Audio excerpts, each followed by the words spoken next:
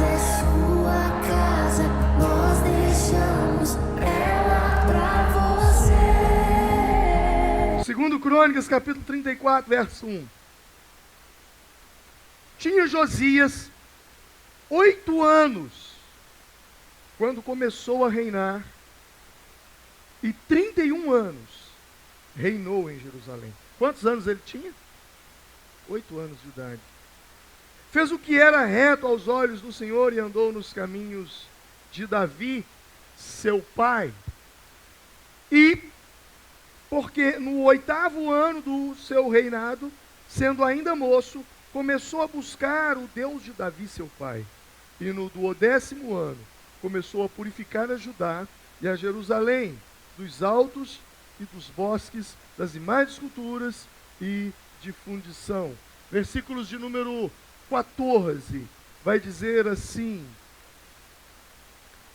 e tirando eles o dinheiro que se tinham trazido à casa do Senhor, Ilquias, o sacerdote, achou o livro da lei do Senhor, dada pelas mãos de Moisés. O que ele achou? O quê? O livro da lei do Senhor. E Ilquias respondeu e disse a Safã, o escrivão: achei o livro da lei na casa do Senhor. E Ilquias deu o livro a Safã. E Safã leu o livro ao rei e deu conta também ao rei, dizendo: teus servos fazem tudo quanto lhes recomendou. E ajuntaram o dinheiro que se achou na casa do Senhor e deram nas mãos dos superintendentes e nas mãos dos que faziam a obra. Além disso, Safã, o escrivão, fez saber ao rei, dizendo: o sacerdote Ilquias me deu um livro. E Safã leu nele perante o rei. Sucedeu, pois, que ouvindo o rei as palavras da lei, rasgou as suas vestes. Diga comigo: ouvindo o rei as palavras da lei, rasgou as suas vestes. Pai, eu quero te agradecer pela leitura dessa palavra e quero pedir que o Senhor me use como o Senhor nunca me usou nessa noite, para que eu seja um instrumento de bênção na vida deste homem, na vida dessa mulher. Que eu possa, através da tua palavra, alcançar a todos quantos aqui estão e todos quantos estão assistindo essa mensagem, em o nome do Senhor Jesus Cristo. Amém. A Bíblia nos conta a história de um rei que começou a reinar com 8 anos de idade. O tempo passou e esse menino se transformou em um jovem. E quando jovem e rei, ele não estava muito preocupado com a vida espiritual das pessoas. Ele não estava tão preocupado com aquilo que estava acontecendo no reino de Israel. Não, ele não estava muito preocupado com isso. Até que um dia ele teve uma experiência que marcou a vida dele. E a partir deste dia, ele se tornou um grande rei. Um dos maiores reis que já teve em Israel. Ele foi mais correto nos seus atos do que Davi, do que o rei Davi. Não há nenhum caso de imoralidade ou de malignidade que envolva o rei Josias, mas nenhum mesmo. Esse rei, ele fez uma restauração no templo, como nenhum outro rei fez. Ele celebrou a Páscoa como nenhum rei celebrou. Ele fez coisas grandes que nem seus pais fizeram. Ele foi um rei extraordinário. Ele foi um rei restaurador, se assim posso dizer. E um dia, esse rei resolveu reformar o templo. Ele resolveu dar uma reforma. E ele ajuntou dinheiro, chamou os pedreiros, os carpinteiros. E ali ele colocou dinheiro na mão desse povo e disse: restaurem o templo.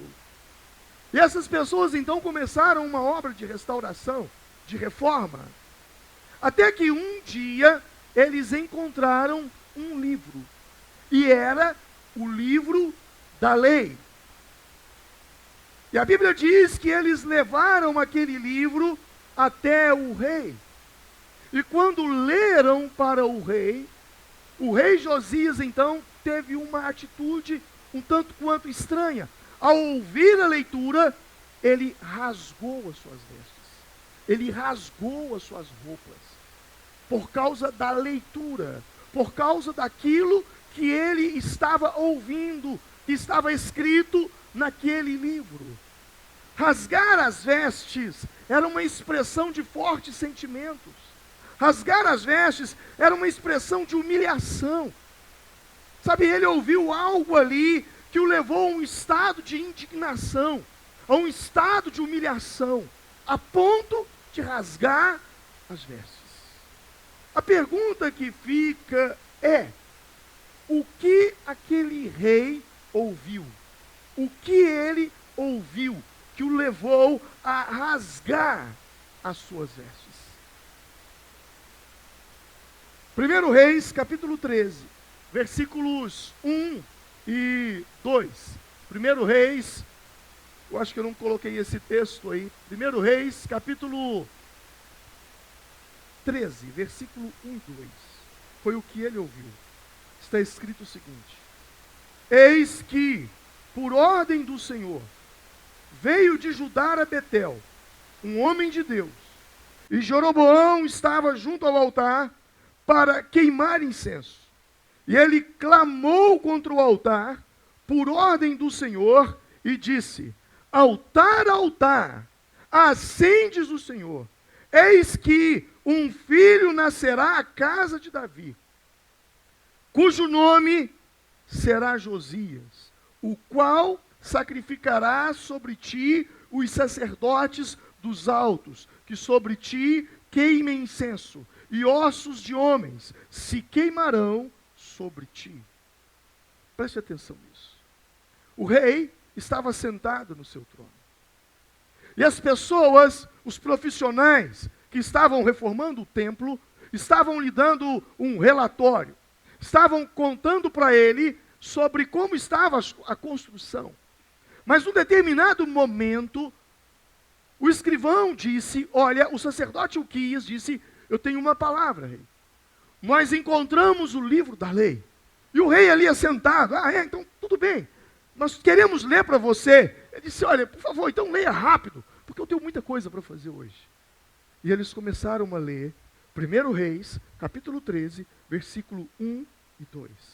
E quando eles chegaram nesse momento aqui: assim diz o Senhor, altar, altar, assim diz o Senhor, eis que um filho nascerá à casa de Davi, cujo nome será Josias, o qual sacrificará sobre ti sacerdotes dos altos, que sobre ti queimam incensos, e ossos de homens se queimarão sobre ti. Quando eles leram essa parte, o rei que estava sentado, com pressa, se levantou, começou a chorar e rasgou as suas vestes. Ele rasgou as suas roupas. Sabe por quê? Porque 1 Reis, capítulo 13, foi escrito 352 anos antes de Josias nascer. Ei, ouça. 1 Reis, capítulo 13, foi escrito 352 anos antes de Josias nascer. E agora, eles encontram o livro da lei nos escombros do templo e levam ao rei e diz: rei, olha o que esse texto de 352 anos está dizendo. Ele está dizendo assim: altar, altar, assim diz o Senhor, eis que um filho nascerá à casa de Davi, cujo nome será Josias. 352 anos antes de Josias nascer, já havia uma palavra escrita sobre ele. E ao ler aquelas palavras, ou melhor, ao ouvir aquelas palavras, ele rasgou as suas vestes. Por quê? Porque ele entendeu que havia um propósito profetizado há 352 anos antes do seu nascimento. Ali, ele descobriu o propósito de Deus para o seu coração. Sabe, eu e você precisamos entender uma coisa. Há um livro sobre você. Há um livro escrito sobre você. Imagina se você recebesse um livro antigo. Alguém viesse ao seu encontro e entregasse um livro antigo para você. Olha, esse livro aqui foi descoberto antes do nascimento dessa cidade. Eu gostaria que você lesse esse livro. Eu gostaria que você lesse esse livro na página tal. E quando você então abrisse esse livro e encontrasse ali algo falando sobre você, falando do seu nome completo, o nome dos seus pais, o dia do seu nascimento e falando qual era a missão de vida sua, qual era o seu propósito de vida, qual seria a sua reação? Quão surpreso você ficaria ao pegar um livro muito antigo, escrito sobre você. Que você nasceria, que você seria filho de fulano e fulana, que você viveria nos anos tais, que você viria a esse mundo. Qual seria a sua reação? Eu e você precisamos entender uma coisa. A Bíblia é uma história sobre Deus. Eu não tenho dúvidas nenhuma disso. Mas ela também é uma história sobre você. Diga comigo, a Bíblia é uma história sobre mim. Em alguma página da Bíblia, ouça isso, em alguma página da Bíblia, existe uma história sobre você. Existe algo sobre a sua vida. Salmo de número 139. A palavra de Deus vai nos dizer ali, olha que interessante o que a Bíblia diz. Os teus olhos viram o meu corpo ainda informe. E no teu livro, olha que interessante isso. E no teu livro, todas essas coisas foram escritas. Olha só. E no teu livro, todas essas coisas foram escritas. E no teu livro, todas essas coisas foram escritas. Que interessante o que a Bíblia está dizendo. Muito interessante. A palavra de Deus está dizendo que, ainda que quando nós estávamos no ventre da nossa mãe, quando nós ainda estávamos sendo formados, quando nós éramos apenas um feto, diz ali, um corpo ainda informe, quando nós estávamos sendo formados no ventre da nossa mãe, algo sobre a nossa vida foi escrita em um livro. Toda a nossa vida foi escrita em um livro. E o interessante é que diz, as quais em continuação foram formadas, quando nenhum deles ainda havia. Ou seja, ele está dizendo aqui que Deus escreveu a nossa vida em um livro, quando nenhum dos dias nosso ainda existia. Antes de você nascer, já havia um livro escrito sobre você. Quem sabe eu poderia chamar esse livro de o seu manual de funcionamento.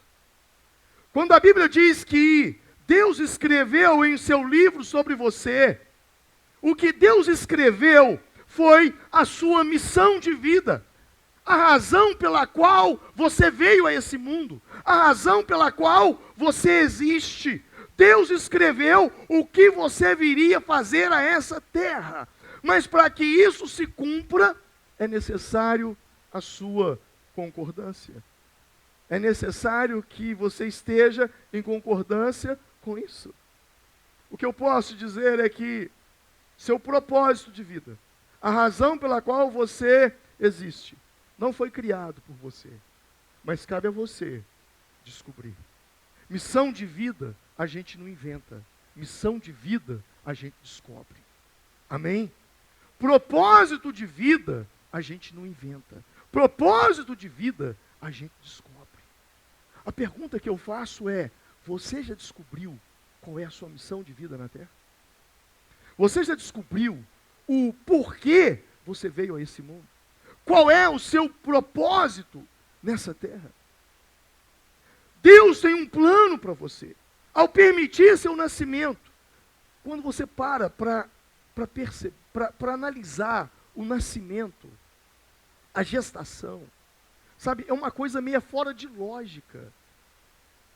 Quando você estava no ventre da sua mãe, você estava competindo com milhares e milhares e milhares de espermatozoides. E só você alcançou o óvulo. Sabe uma coisa? É uma matemática que a gente poderia dizer um em 1 milhão, sei lá, eu não sei quanto. Mas você veio a esse mundo. Não foi por acaso, porque existe um propósito. Deus tem um plano com você.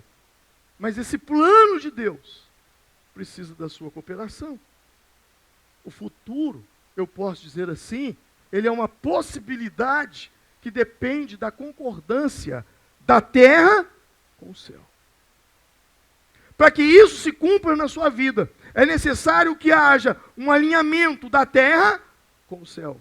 Por isso, quando nós oramos na oração do Pai Nosso, seja feita a tua vontade, assim na terra como no céu. Nós estamos chamando para a terra aquilo que já existe no céu a nosso respeito. Você entende isso? Eu vou repetir. Quando você diz, seja feita a tua vontade, assim na terra como no céu, você está fazendo uma oração. Nessa oração, você está chamando para a terra aquilo que já existe a seu respeito no céu. Antes de você nascer, já havia um plano, já havia um propósito. É assim que Deus trabalha. O que eu quero que você entenda é que a terra precisa concordar com o céu, para que a vontade de Deus, que está no céu, se concretize na sua vida. Pastor, quando você diz a terra tem que concordar, quando eu digo terra, eu estou falando de você. Você tem que estar em concordância. Você tem que buscar esse entendimento para a sua vida. Porque já existem coisas no céu que estão prontas, que aqui na terra ainda não estão. Coisas a seu respeito. A sua vitória, ela já aconteceu no céu. E você precisa trazê-la para a terra. A sua cura, ela já aconteceu no céu. E você precisa trazê-la para a terra. Respostas a perguntas que você tem feito sobre você, sobre a sua vida, que você não consegue encontrar uma saída, uma solução, elas já existem no céu. Você precisa trazê-la para a terra. Seja feita a tua vontade, assim na terra como no céu.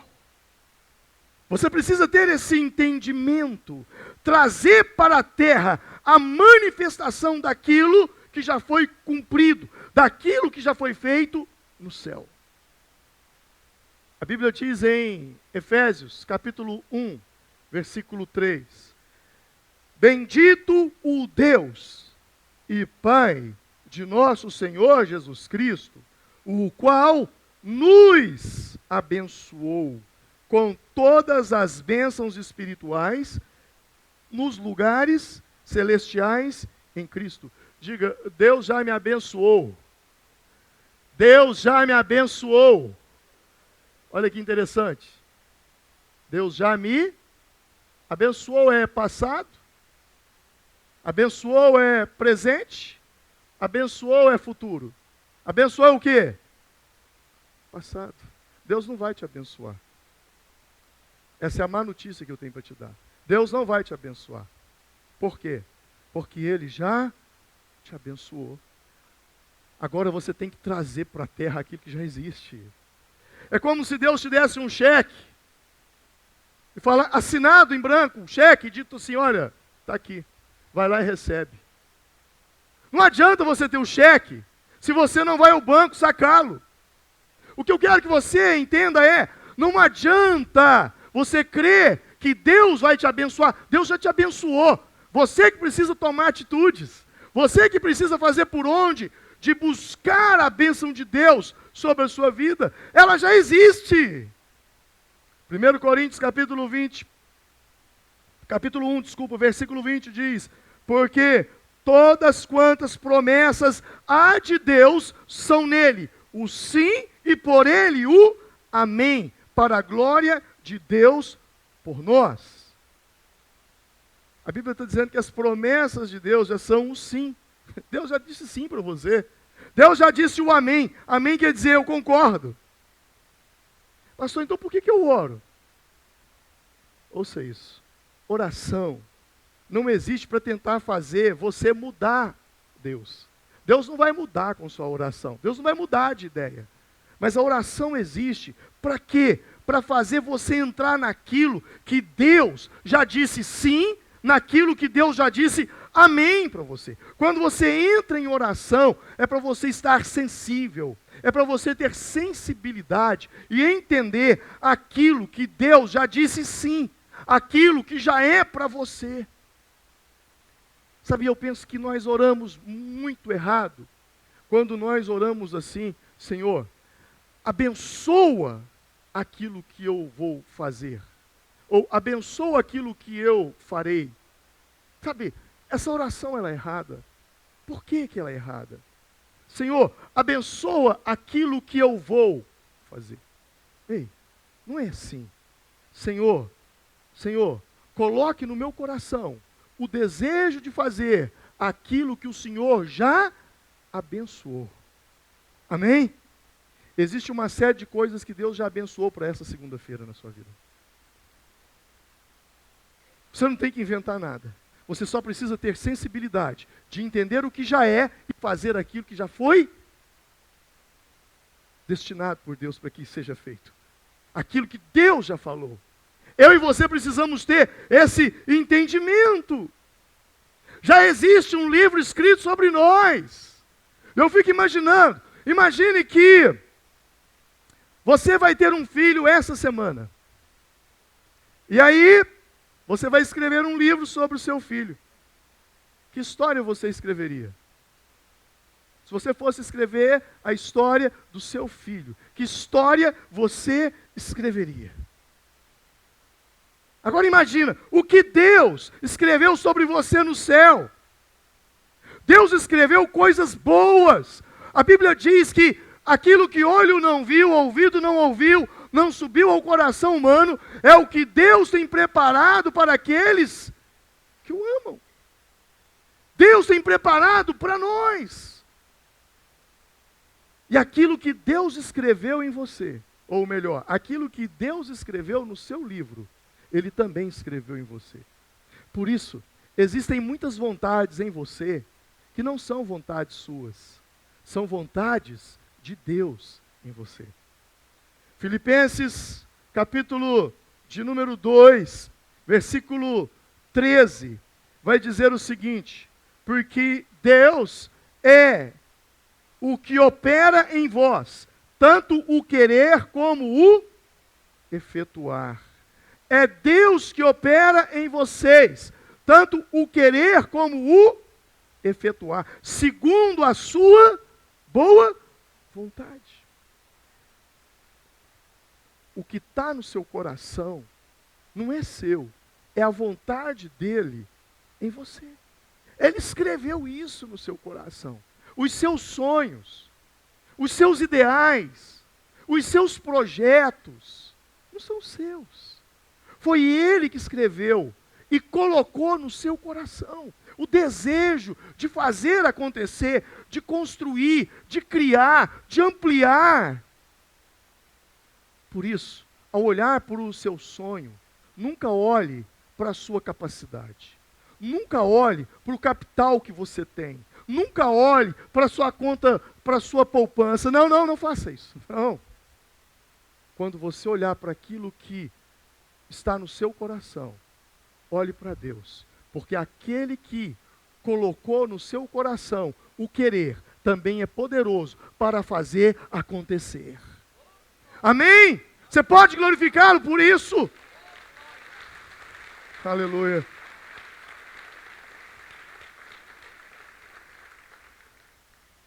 Há desejos em você que parecem ser seus, mas não são. São desejos de Deus, plantados dentro de você. Tiago capítulo 1, versículos 17 e 18. Vai dizer assim: toda boa dádiva, todo dom perfeito, vem da onde? Do alto, descendo do Pai das luzes, em quem não há mudança, não há sombra de variação. Segundo a sua vontade, Ele nos gerou pela palavra da verdade, para que fôssemos como primícias das suas criaturas. Então eu posso te dizer o seguinte: não tem nada a ver com você, tem tudo a ver com Ele. A vontade dele em você não é a sua vontade, é a vontade dele. Quando você diz, eu vou estudar, vou me formar, vou ter aquele consultório, é a vontade dele em você. Quando você diz, eu vou trabalhar, eu vou estudar, eu vou formar, eu vou ter aquele escritório, é a vontade dele em você. Ah, eu vou estudar, eu vou me formar, eu vou trabalhar no hospital, eu vou ser uma enfermeira, vou ser um enfermeiro, eu vou ser um mecânico, eu vou ser um eletricista. Essas habilidades que você tem, eu vou ser uma costureira, isso não é seu. Não tem a ver com você isso. Isso tem a ver com Ele. Ele deu dons, habilidades e capacidades individuais para cada um de nós aqui. Cada um de nós aqui temos habilidades incríveis. Por isso eu te digo, não tem muito a ver com você. Tem tudo a ver com Ele. Quando Deus faz as coisas em nossa vida, não é por nós que Ele está fazendo. Não começa em nós. Nem termina em nós. Sabe, tudo que você está vivendo hoje, tudo que eu estou vivendo hoje, não começou em mim. Nem vai terminar em mim. A bem da verdade, está passando por nós. A obra de Deus, ela passa por você. Ela não termina em você. Você é o meio, você não é o fim. Olha o que a Bíblia diz em Hebreus, eu acho muito interessante esse texto. Hebreus capítulo 7, versículo 6, depois versículos 9 e 10. Olha só que interessante. Mas aquele cuja genealogia não é encontrada, mas aquele cuja genealogia não é contada entre eles, tomou dízimos de Abraão e abençoou o que tinha as promessas. E por assim dizer, por meio de Abraão, até Levi, que recebe dízimos, pagou dízimos, porque ainda ele estava nos lombos de seu pai, quando Melquisedeque lhe saiu ao encontro. Pastor, que leitura confusa. Você vai gastar muito tempo para entender isso? Não, depois você lê em Gênesis, você vai entender. A Bíblia está dizendo aqui que Levi entregou dízimos a Melquisedeque por meio de Abraão, quando Levi ainda estava nos lombos de Abraão. Eu vou explicar isso melhor. Eu vou fazer uma ilustração aqui, vem cá, rapaz. Vou fazer uma ilustração com vocês, vem cá. Olha que interessante essa passagem. 4 varões valorosos aqui, né? Vem cá, Pedro, fica aqui para mim. Fica do lado dele aqui agora, vamos lá. Vai de lá. A Bíblia está dizendo que Levi entregou o dízimo a Melquisedeque, rei de Salém, é uma figura de Cristo, ali em Gênesis. E a Bíblia está dizendo que Levi fez isso. E a Bíblia está dizendo que Levi fez isso, olha só, quando ele ainda estava na onde? Nos lombos. Nos lombos de Abraão. Então eu tenho aqui Abraão, que foi pai de Isaac. Eu tenho aqui Isaac, que foi pai de Jacó. Não, você não está com cara de Jacó, não. Vem, você está mais com cara de Jacó. Esse aqui está com cara de Jacó. Foi pai de Jacó. E Jacó foi pai de Levi. Então eu tenho aqui Abraão, Isaac, Jacó e Você tem ideia quantos anos Abraão viveu? 175 anos. Jacó viveu Isaac viveu 180 anos. Jacó viveu 147 anos. Foram os dias deles. Então imagine aqui, 180 anos, mais 175, mais 147. Quanto que isso vai dar? 502, 504, sei lá. Preste atenção nisso. Abraão entregou o dízimo a Melquisedeque. A Bíblia está dizendo que por meio de Abraão, até Levi, que recebe dízimos, pagou o dízimo, porque ainda ele estava nos lombos de Abraão. Abraão tomou uma atitude. Isaac nasceu. Jacó nasceu. Levi nasceu. A Bíblia está dizendo que, olha só, daqui de Abraão, uma geração, 2 gerações, 3 gerações. 500 anos depois, esse moço aqui estava recebendo sobre ele bênçãos por causa da atitude de Abraão. Seu pai, seu avô, seu bisavô. Não tem nada a ver com você. O que você está fazendo hoje não tem nada a ver com você apenas. Repercutirá sobre o seu filho, sobre o seu neto, sobre o seu bisneto. A bênção de Deus sobre a sua vida passará de pai para filho. Não é 10 anos, 20 anos, 30 anos. Eu estou falando de 180 anos, 175 anos, 147 anos. Ouça o que a palavra de Deus diz. Deus abençoa as nossas gerações. Por isso nós devemos tomar cuidado, porque a maldição sobre nós também passa sobre a geração. Por isso que você viu, o bisavô matou, o avô suicidou, o pai também suicidou, e o filho agora está querendo cometer suicídio. Vocês já viram isso pulando de pai para filho? Como a maldição, a bênção também é uma realidade. Abraão tomou uma atitude. Levi, 500 anos depois que foi aparecer. Quando você soma, claro, não vai dar isso tudo, porque, obviamente, ele não foi depois que ele morreu que o outro nasceu. Mas para você ter uma noção, o que eu quero dizer é que séculos a bênção ainda permanece. Obrigado, pode se assentar. Um aplauso pela vida deles. Deus abençoe vocês. O que eu e você precisamos entender é que não tem a ver com a gente. Nós somos o meio, nós não somos o início e nem o fim.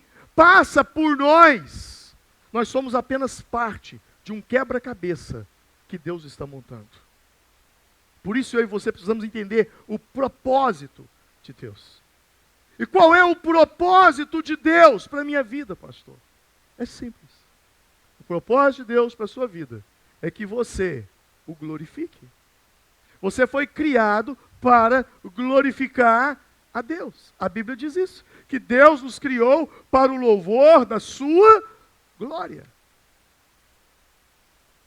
Mas quando é que eu glorifico a Deus? Eu vou te mostrar três formas de você glorificar a Ele.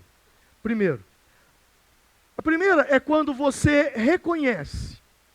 A Bíblia diz assim: reconhece-o em todos os teus caminhos, e Ele endireitará as tuas veredas. Não seja sábio aos teus próprios olhos. Teme ao Senhor e aparta-te do mal.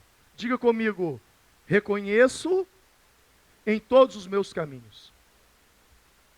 Quando você reconhece que tudo que você está vivendo veio dele, por meio dele e para ele, você está glorificando ele. Mas quando você começa a ser sábio aos seus próprios olhos, e o que é ser sábio aos seus próprios olhos? É achar que você é o cara, é achar que você é o bambambam, é achar que você é a última bolacha do pacote, é achar que é a sua força, é a sua inteligência. Ah, porque eu sou muito dedicado, é minha força de vontade. O dia que você achar isso, você deixa de glorificar Ele. E aí começa a cair tudo na sua vida. Primeiro, reconheça-o em todos os teus caminhos. E sabe o que Ele vai fazer? Ele vai endireitar as tuas veredas. Qual é a diferença de caminho e vereda? Vereda é um trilho, ou uma trilha. É quando você estiver passando pelo estreito da vida. É quando a vida se estreitar para você. É quando você estiver passando por situação que está estreita. Sabe o que Ele vai fazer? Ele endireitará esse caminho apertado que você está passando por ele. Mas eu glorifico a Deus também, e é interessante eu entender isso, quando eu entendo que não é a minha força, quando eu entendo que não é a minha inteligência. Eu estava falando de Abraão. Abraão teve 2 filhos. Você lembra o nome deles? Os 2 primeiros filhos, aliás. Não teve mais. Ismael, e ele teve Isaac. Eu quero falar desses 2 filhos. Abraão teve Ismael. Deus havia dito para Abraão: Abraão, eu vou te dar um filho.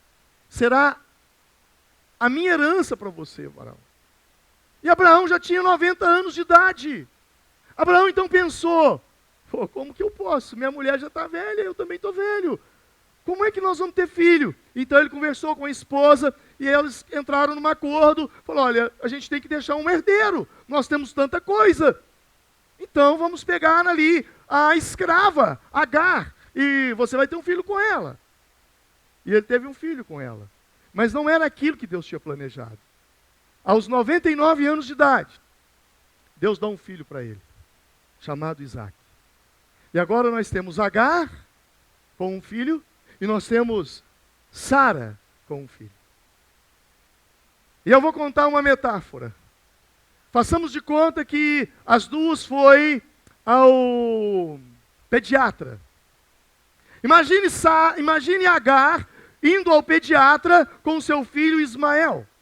E ao chegar ali, as mulheres que estavam ali olham para ela e dizem: olha, mas que menino lindo, que menino bonito. Como é que você fez para ter um menino tão saudável e bonito assim? Aí Agar começa a contar a história. Não, é porque eu tive um caso com o meu senhor, e aí eu tive um filho com ele, mas sabe de uma coisa? Aqui é uma alimentação balanceada.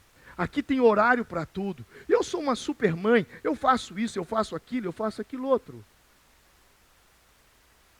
Tudo tem a ver com ela. Agora, passado um tempo, a mamãe Sara vai com o seu bebê, Isaac, ao pediatra. E quando chega ali, estão as mesmas mulheres, e elas olham e dizem: ei, vovó, que netinho lindo esse da senhora, hein? Que imagina uma mulher com 90 anos de idade com um bebê. Olha só, vovó, que netinho bonito, vovó. E ela diz: não é meu neto. Mas como não? Ele é meu filho. Ah, a senhora adotou ele. Não, é o meu filho biológico, eu dei a luz a ele. Mas como que a senhora fez? Não tem a ver comigo, tem a ver com ele.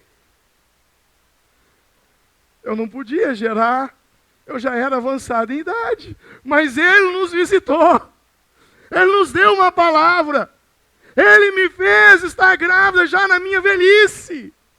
Não tem a ver comigo, tem tudo a ver com ele. Quando eles me perguntam, por que a IBVB está lotada? Por que ela está sempre lotada? O que vocês fazem? Por que essa igreja cresce tanto? Como é que vocês conseguem levar? Quantas pessoas estavam lá no encontro? 84 pessoas lá no encontro com Deus, tudo novo convertido. Como é que vocês conseguem fazer isso? Como é que vocês multiplicam célula? Conta para nós, pastor. Eu falo, não tem a ver com a gente, tem tudo a ver com ele. Ele é que faz tudo. Tudo é para ele, por meio dele. A ele seja a honra, a ele seja a glória. Não é homem. Não depende da gente. Não depende. A gente só fica olhando ele fazer, mais nada. O que a gente faz? Fica olhando. Só isso. Não tem a ver com a gente, tem a ver com Ele. Eu glorifico a Deus quando eu entendo que é Ele. Olha o que a Bíblia diz em Isaías 42, versículo 8. E tome cuidado quando você receber uma bênção, a quem você glorifica. Isaías 42, verso 8 diz: eu sou o Senhor, este é o meu nome, a minha glória, pois a outrem eu não darei, nem o meu louvor às imagens. Não sou eu que estou falando, é a Bíblia. Anota, confere na sua casa. A sua Bíblia está falando isso. Deus está falando que Ele é o Senhor. Ele está falando que dele é a glória e que a glória dele, Ele não vai dividir com imagem de escultura. Ah, quem te curou? Foi o santo tal. Ah, foi o santo Beltrano. Foi o santo Ciclano. Do jeito que veio a cura, cuidado, hein? Volta tudo de novo e pior. Por quê? Porque você não está dando glória a Deus. Quem te curou? Foi Deus. Quem que abençoou o seu filho para passar naquele concurso? Foi Deus. Quem que abençoou aquela porta de emprego para você? Foi Deus. Foi o Senhor na minha vida. Somente o Senhor. E por fim, João capítulo de número 17, versículo de número 4. Será que você de fato glorifica a Deus? Olha o que Jesus está dizendo: Pai, eu te glorifiquei na terra, completando a obra que tu me destes para fazer. Eu te glorifiquei na terra, completando a obra que me destes para fazer. Quando eu cumpro com a tarefa que Ele me deu, eu glorifico Deus. A forma de você glorificar a Deus não é dizer glória a Deus, glória a Deus, glória a Deus. A forma de você glorificar a Deus é executando, completando a obra que Ele te deu para fazer. Eu te pergunto, você tem feito? Você tem feito a obra dele? Hoje você tem uma oportunidade em suas mãos. Te entregaram aqui um marca-página para você escrever nomes. Nomes de pessoas que precisam de oração. Nomes de pessoas que precisam de uma palavra amiga, de uma palavra de motivação, de um conselho. Escreva o nome dessas pessoas em casa. Põe lá, talvez é o nome da sua mãe, do seu pai, do seu colega de trabalho, de alguém que foi seu colega de infância, que há muitos anos você não via, e esses dias você se encontrou com aquela pessoa, e ao vê-la você ficou, meu Deus, como é que ele está sofrendo tanto? Coloca o nome dessa pessoa aí. E durante todo o mês de julho, quando nós iniciarmos os nossos cultos, no meio do culto, haverá um momento que eu vou pedir para você levantar isso aqui, e nós vamos orar por essas pessoas. Amém? E você vai ver essa pessoa receber milagre na vida dela. Sabe por quê? Porque você está fazendo céus e terra se alinharem. Deus, que a tua vontade cumpra na vida dessa pessoa que está aqui, Senhor.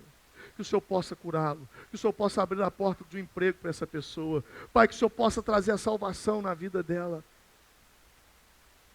Eu glorifico a Deus quando eu faço a sua tarefa. Eu glorifico a Deus quando eu cumpro o chamado dele para a minha vida. Vamos nos colocar em pé nesse momento.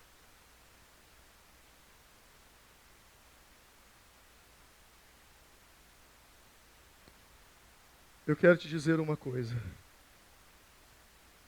No livro da sua vida, você pode continuar escrevendo a sua história sem Deus. Mas hoje você tem uma oportunidade de virar a página e começar a escrever a sua história da forma que Deus escreveu sobre você. Daquilo que Ele tem preparado para você. Daquilo que Ele quer dar a você. Feche os seus olhos por um momento. Curva a sua cabeça nesse instante.